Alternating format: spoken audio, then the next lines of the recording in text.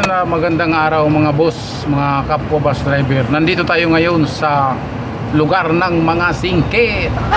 Ayan yung public transport dito na mga buses ay double decker.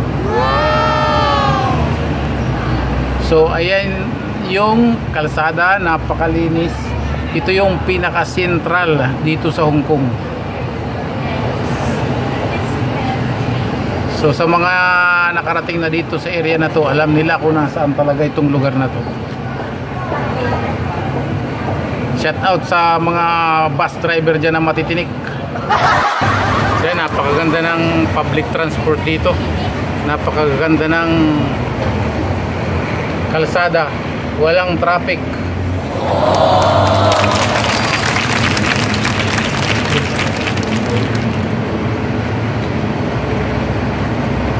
So ayan, kung nakikita nyo, maraming tao na dumadaan dito sa kwadrado na to.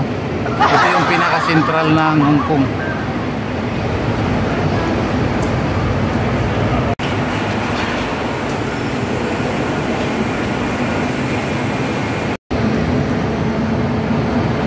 So ayan, napakaraming tao dito araw-araw. Ito yung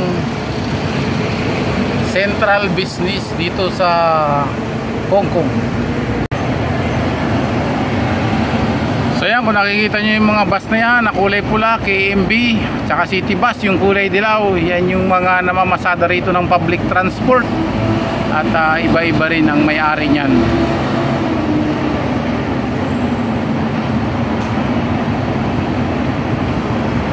So pag narating mo itong lugar na to at marating mo yung building na yan, na mataas na yan, ito yung post office. Yan yung post office ng Hong Kong.